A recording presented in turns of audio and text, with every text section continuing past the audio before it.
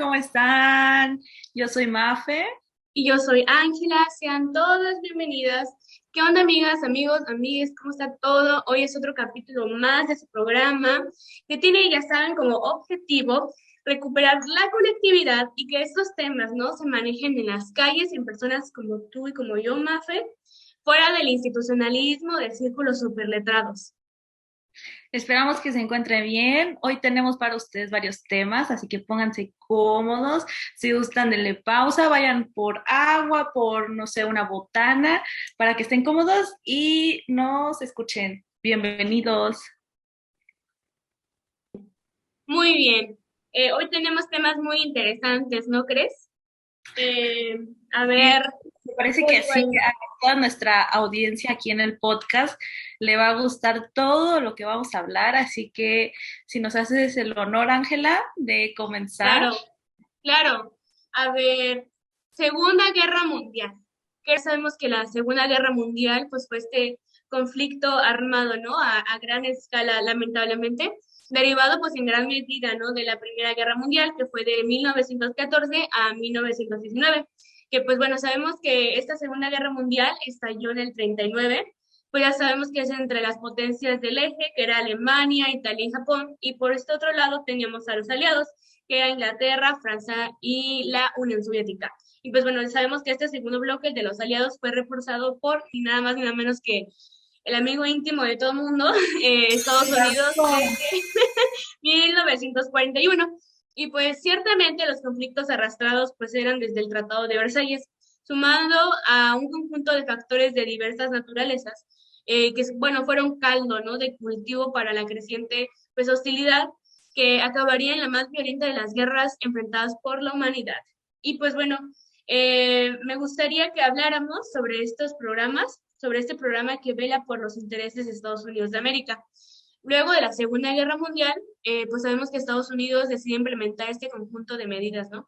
En 1947, donde pues ya sabes, Mafe, se pretendía ayudar, ¿no? A ayudar a otros países, a los pueblos libres, a aquellos que se resistían a intentos de sometimiento, ¿no? Por minorías armadas o presiones externas, lo cual es un poco irónico, ¿no?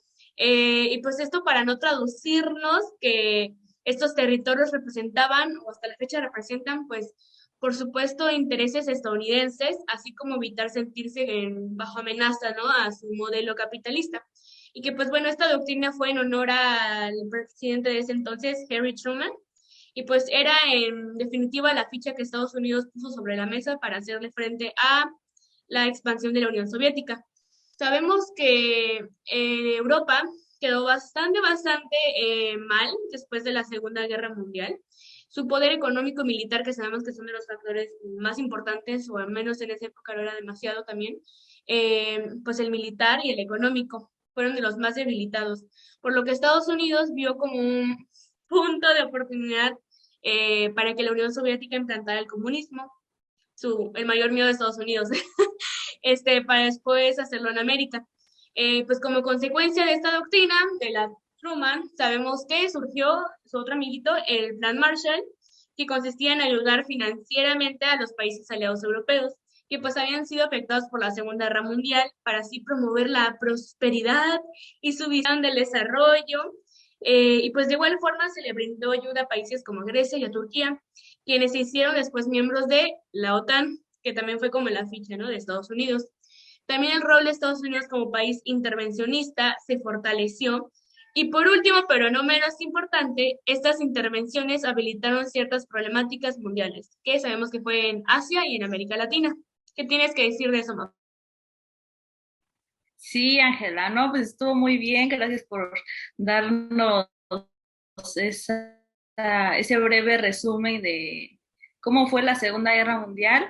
Este, Amigos del podcast, tal vez no quedó claro el tema que íbamos a hablar porque no lo mencionamos desde el principio, pero estamos hablando de la intervención que ha tenido Estados Unidos en todos estos eventos después de la Segunda Guerra Mundial, como lo comentó nuestra compañera Ángela. Así que a mí me toca hablar sobre la Guerra Fría. Bueno, La Guerra Fría es un enfrentamiento político, ideológico, social y cultural que se desarrolló en 1945 y 1989 entre dos bloques de países aliados que fue Estados Unidos y la URSS, que es la Unión es el líder del bloque occidental integrado por los países europeos capitalistas. Defendían el capitalismo como sistema económico y la democracia liberal como sistema político. Y por el otro lado está la URSS, que encabezaba el llamado bloque del Este o bloque oriental, integrado por las áreas bajo ocupación del Ejército Rojo. Estas defendían el comunismo como sistema económico y la democracia popular como sistema político. Entonces estamos ahí viendo que son dos cosas totalmente diferentes lo que defendían, ¿no? Fue un conflicto armado, perdón, nunca fue un conflicto armado. Este, sino que constituyó una amenaza permanente y conflicto entre los dos bloques. Cada uno de los bloques se organizó mediante tratados de cooperación y apoyo militar, como ya lo mencionó nuestra compañera Ángela. El bloque occidental integró por la OTAN y el bloque oriental el Pacto de Varsovia. Ambos bloques acumulaban armas nucleares con la capacidad de destruir casi a todo el mundo. O sea, imagínate, Ángela, o sea, era un terror, ¿no? El momento de máxima tensión fue la crisis de los misiles en Cuba, que lo vamos a ver más adelante. Las diferencias entre las potencias se manifestaron en la participación directa o indirecta en conflictos de otros países, especialmente en Asia y en África, que estaban alianados directamente con uno de los bloques, como por ejemplo que vamos a ver la guerra de Corea más adelante y la guerra de Vietnam. Una de las causas más predominantes, Ángela, es de esta guerra fue que tanto la Unión Soviética como Estados Unidos quisieron imponer sus ideologías a través del mundo. Entonces, como tenían objetivos diferentes, entonces obviamente iban a chocar teniendo pues estos conflictos, ¿no? Claro. Sí, una de las consecuencias luego del desarrollo económico de la década de 1950 y 1960 hacia la década de 1980, ambos bloques sufrieron crisis económica. Entonces, podemos ver que al final, después de un acto, después de una guerra, pues obviamente van a venir consecuencias que van a perjudicar a ambos países. Y entonces, ¿quiénes son los que van a salir afectados? Pues es la población, ¿no? Una cantidad de recursos y provocaron crisis tanto en Estados Unidos como la URSS, como ya se mencionó. Pues bueno, amiga, después de ese gran repaso que acabas de darnos, como lo mencionaba hace rato, al respecto de estas acciones de contención por parte de Estados Unidos, ahora que nos acabas de dar este contexto de Guerra Fría, pues ahora que revisemos todo lo que acabo de decir de la contención a través de este episodio de la historia. Estados Unidos, a la mínima situación interna de otros países, pues ya intervenía. No podemos olvidar la presión de Estados Unidos a México, ¿no? A nuestro país, durante, por ejemplo, el 68. Nuestro país, para quienes no sean de México, nuestro país estaba pasando por descontento social, lo que desencadenó, por supuesto, que diversos movimientos, pues completamente legítimos, ¿no? Por parte de la sociedad civil, por parte de la comunidad nacional. Pero pues Estados Unidos veía a un grupo de estudiantes, sí, comunistas de izquierda, y pues ya lo interpretaba como si fuera la mismísima revolución, parte 2, ¿no? O con un completo peligro para su seguridad. No podemos olvidar las veces que Estados Unidos ha entrenado a estos grupos paramilitares, ¿no? Que luego abrían fuego hacia civiles mexicanos. Claro, por supuesto, en cooperación con el gobierno de México. No olvidemos lo obvio y conveniente que ha sido para Estados Unidos de América, pues respaldar a la derecha latinoamericana, ¿no? Todos estos golpes de Estado. ¿O a poco creemos que la ayuda humanitaria? A ver, ustedes si están en casa, ¿ustedes creen que la ayuda humanitaria Sí, que, que deciden mandar a ciertos países es porque realmente les interesa salvar del peligro a estos territorios? Pues por supuesto que no. Siempre es en zonas con un interés geopolítico, económico y pues demás. Pero bueno, Mafer, a ver, ¿qué tienes que decirnos? Yo me enteré por ahí de que ibas a hablarnos hoy de el muro de Berlín. Ay, sí, a ver, vamos para allá. El muro de Berlín. A finalizar la Segunda Guerra Mundial, Ángela, tras la división de Alemania, Berlín también quedó dividida en cuatro sectores de ocupación, que fueron el soviético, el estadounidense, el francés e inglés, creando así a dos Alemanias. En 1949, tras los sectores occidentales estadounidense, francés y británico, pasaron a llamarse la República Federal Alemana, la RFA, y en el sector oriental, los soviéticos se convirtieron en la República Democrática Alemana, la RDA. En el año de 1961, casi 3 millones de personas dejaron atrás la Alemania Oriental para adentrarse en el capitalismo. La RDA comenzó a darse cuenta de la pérdida de población que sufría, especialmente en altos perfiles, y la noche del 12 de agosto de 1961 decidió levantar un muro provisional y cerrar 69 puntos de control, dejando abiertos solo 12. Imagínate, ¿no? A la mañana siguiente se había colocado una alambrada provisional de 155 kilómetros que separaba las dos partes de Berlín, perdón. El muro de Berlín acabó por convertirse en una pared de hormigón de entre 3.5 y 4 metros de altura y un interior formado por cables de acero para aumentar su resistencia.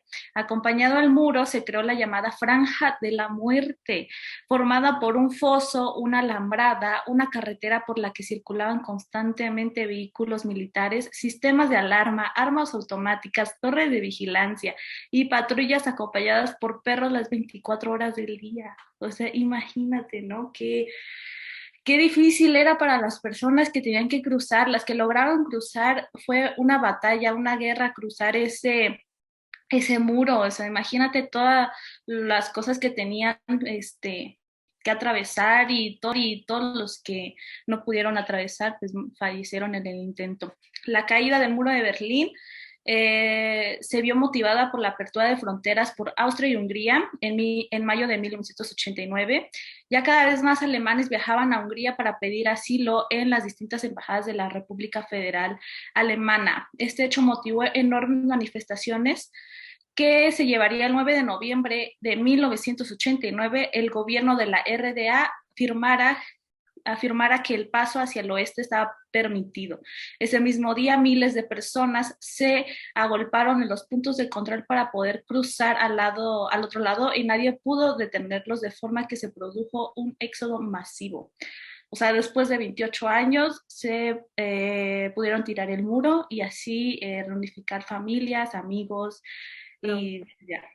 Y pues bueno, yo creo que como este es un tema bastante complejo, incluso como un poco denso, ¿no? Para, supongo, las personas que nos están viendo, y creo que incluso para nosotras. Eh, Vamos a esperar, si tienen alguna pregunta, pues ya saben, mándenla aquí en la cajita. Pero de mientras, Mafe, también nos dijiste que nos vas a hablar, creo que de la guerra de Corea. ¿Qué tienes que Y decirnos? no, pues ya te imaginarás, Estados Unidos nunca se quiso perder de nada, que siempre quiso estar en todo. Entonces también vamos a hablar de la guerra de Corea. El 25 de junio de 1950, las tropas de Corea del Norte, apoyadas por China y la URSS, cruzaban el paralelo 38 e invadirían Corea del Sur, que estaba respaldado por, ¿qué crees? De Estados Unidos. Empezaba así el primer conflicto de la Guerra Fría. Por primera vez desde el final de la Segunda Guerra Mundial, el bloque comunista y Occidente se enfrentaría militarmente.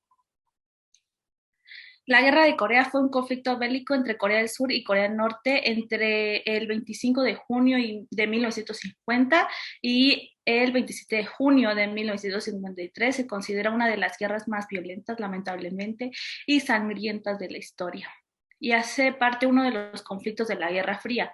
Corea del Sur o la República de Corea contaba con el apoyo de varias fuerzas armadas de otros países, conformados por Estados Unidos, mientras que Corea del Norte contaba con el apoyo de la Unión Soviética y la China.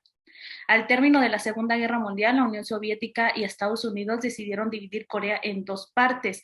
Dada la forma geográfica del país, el punto de división fue el paralelo 38. Así entonces, en más o menos el año 1945, la parte norte de Corea quedó a cargo de la Unión Soviética, y mientras que el lado sur a cargo de Estados Unidos, dando como resultado dos nuevos estados como su respectiva constitución. Sin embargo, el 25 de junio de 1950, Corea del Norte invadió Corea del Sur, así dio inicio a la Guerra de Corea.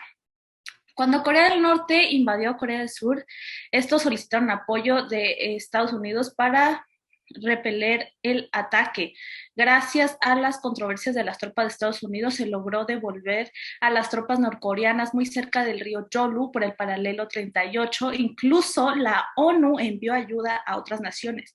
El río Yolu es un río fronterizo entre China y Corea del Norte. Así fue como la República Popular China comenzó su apoyo a Corea del Norte, quien también recibió armamento de la Unión Soviética. Pero te voy a contar un chisme que no sabías y que nuestra gente nos está escuchando tampoco sabía. Te cuento. Cuando Corea del Norte quiso pedir ayuda a la URSS, perdón, la URSS le dijo como, ok, sí, te doy armamento, te preparo a tus militares para que vayas a la guerra y así pelees contra Estados Unidos, ¿no? Pero aquí entre amigos no va a pasar nada, pero bajita la mano, no le vayas a decir a Estados Unidos porque yo no quiero tener conflictos con Estados Unidos todavía. Y Corea del Norte dijo, va, ok. Pero aquí, como te estoy comentando, la República Popular China comenzó su apoyo a Corea del Norte, a quien también recibió armamento de la Unión Soviética, sí, pero la Unión Soviética le dijo, ok, hago lo mismo que Corea del Norte, te doy armamento, te preparo a tus militares, pero eso sí, a ti sí te lo voy a cobrar, ¿no?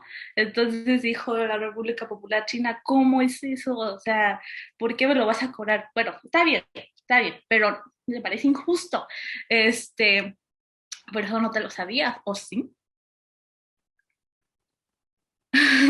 Finalmente, el fin de la guerra llegó cuando se firmó un acuerdo de paz entre Corea del Sur y Corea del Norte, luego de 3 años de conflicto por lo que se considera que no hubo un ganador puntual. Sin embargo, fue el ejército de Corea del Norte quien se rindió ante las amenazas de Estados Unidos y la República Popular China de emplear armas nucleares. A esa fecha ya se conocía la historia del bombardeo de Hiroshima y Nagasaki que ordenó Estados Unidos. Entonces ellos dijeron como, wow, no, Terrible.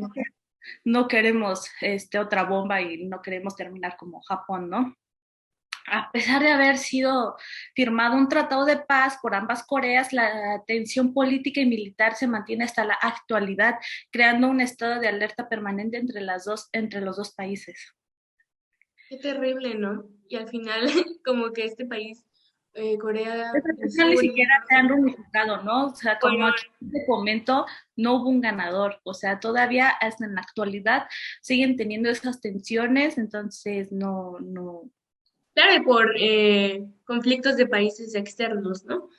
Ángela, Oye, aquí ujú, por el chat me están comentando, me a están ver, comentando nuestros amigos, ¿qué opinas? ¿Tú crees que pronto habrá una reunificación? Nos comenta aquí nuestra audiencia. bueno, siento que como el tema es demasiado complejo, hay muchísimo sesgo que voy a presentar con la lectura que le pueda dar la respuesta que le pueda dar a tu pregunta. No sé cómo se llame la persona que hizo la pregunta, pero un saludo, gracias por vernos. La verdad,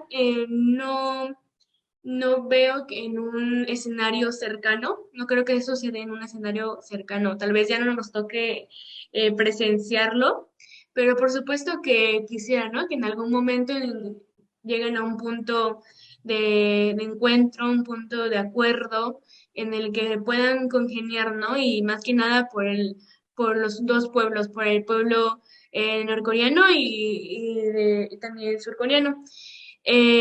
Pero no considero que esto sea muy cercano. Pero esperemos que probablemente sí, ¿no? Claro, pero bueno, a ver, supe que también nos ibas a hablar un poco sobre la guerra de Vietnam, donde sabremos que por supuesto ahí Estados Unidos no pintó bastante bien, ¿no? como que no le fue bien. Entonces, como te comento, vamos a hablar sobre la guerra de Vietnam. Lo que conocemos como guerra de Vietnam fue un conflicto que se enfrentó a las dos partes, tanto el norte como el sur, entre 1959 y 1975, a que raíz de la intervención a cerca de 40 países se convirtió en un conflicto internacional, uno de los más recordados de la Guerra Fría. Sin embargo, desde el principio quedó claro que la nueva república convivía dos modelos, uno del corte capitalista y otro del corte comunista. A inicios de 1964, el presidente de los Estados Unidos, Lyndon Johnson, dio su visto bueno para que Vietnam fuese bombardeado por las tropas norteamericanas. Entonces ahí como que comenzó la guerra de Vietnam por estas hostilidades, pero ya se habían hecho, bueno, ya habían comenzado como mucho más atrás. Tanto los Estados Unidos como la URSS, principales potencias en esa coyuntura, aprovecharon para apoyar cada uno el bando como que se identificaba ideológicamente. El resultado fue de inmediato el estallido de la guerra. En 1973, las partes acordaban el alto a fuego y Estados Unidos se retiraría del conflicto. Las conversaciones en París continúan. Sin embargo, es eminente que la situación deriva en la unificación de los dos territorios en un solo país, algo contra lo que siempre luchó Estados Unidos. Entonces, como que ahí sí Estados Unidos perdió. Terrible, Yo, terrible, ¿no? O sea, una pérdida material sí, enorme, pero más que nada las pérdidas humanas, ¿no? sí, sí, o sea, perdió Estados Unidos en esta guerra, en la guerra de Vietnam, pero dejando atrás muchísimas consecuencias. Y como te lo comento, los que siempre sufren las consecuencias en estas guerras es la población, ¿no? Claro. Y pues bueno, después de este gran, creo que nos has dado todo un recorrido, ¿no? De, de la guerra de Vietnam, la guerra de Corea, y lamentablemente no hay muchísimos más ejemplos que podíamos aquí mencionar a las personas que nos están viendo, ¿no? Todo el resto de las intervenciones que ha tenido Estados Unidos y o donde ha sido partícipe, y pues sabemos que al final son cosas completamente, pues, terribles, ¿no? Pues bueno, sabemos que estos episodios fueron contribuyendo a que Estados Unidos de América se considerara como esta hegemonía, la potencia, la gran potencia, ¿no? En dónde está concentrado ese poder y en quiénes. Se implementaron también a lo largo de este tiempo estos términos como de la modernización, el desarrollo y el subdesarrollo. Así como sabemos que derivado de la Guerra Fría, pues empezó esto de acuerdo al bloque al que tu país pertenecía, o tal vez, si tal vez era como, mantenía una posición bastante neutral o no intervino para nada en este tema, pues lo de tercer mundo, el primer mundo, demás, ¿no? En donde este país hegemónico, Estados Unidos, nos decía también después, ¿no? A los demás países, en especial países africanos, asiáticos, latinoamericanos o del Caribe, pues cómo ellos nos darían la receta, ¿no? Secreta de cómo progresar, y en especial sabemos que eran en zonas estratégicas, como ya lo había mencionado, que vaya, hasta la fecha les gusta decirnos de qué forma dirigir nuestros países o regiones. Quisiera citar una lectura, probablemente tú la conozcas, Mafer, no sé si alguien que ahí en casa pueda estar también de acuerdo, tal vez ya la hayan revisado alguna vez en sus vidas, llamada La historicidad del desarrollo, que dice, cito, es cierto que la colonización no era el camino hacia un desarrollo auténtico del tercer mundo, a pesar de todas las pretensiones de los medios coloniales de antaño. Por otro lado, los otros países industrializados siempre y hasta la fecha se han visto confrontados por la paradoja de que cuanto más deseaban explotar el tercer mundo, hubiesen tenido que desarrollarlo más, porque de regiones subdesarrolladas extrae uno mucho menos. Cierro cita. Sabemos que todo este conjunto de procesos históricos han construido pues jerarquías hegemónicas que siguen manteniendo vigencia hasta el día de hoy, colocando, yo recuerdo una vez a nuestra maestra de historia, eh, saludos a la maestra, No, hola. gracias, me encanta su clase, en donde nos menciona, ¿no? Cómo estas jerarquías fueron construidas desde esta hegemonía. Por supuesto que el sistema de jerarquización es bastante hegemónico, donde se coloca, al menos desde el punto de vista occidental, pues esta hombre, género, blanco, de estatus económico bastante óptimo, pues que le va, ¿no? De acuerdo a lo que nos dicen que es pues lo normal, al único forma de vivir en la que debemos de aspirar, ¿no? Este hombre occidental, blanco, rubio, hétero, pues bueno, ¿no? En la punta más alta de esta jerarquía, de esta pirámide. Y pues de ahí ya solo vamos el resto de las personas, donde tal vez nos vamos a encontrar con muchas cosas que nos desfavorecen a lo largo de este sistema, ¿no?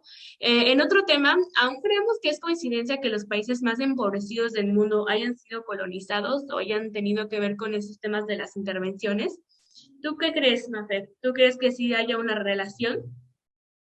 Sí, yo digo que sí, o sea, todo tiene un porqué y entonces ajá, o sea, estas intervenciones obviamente van a tener sus consecuencias, tanto también como sus causas han tenido, entonces yo sí opino lo mismo que tú, Ángela.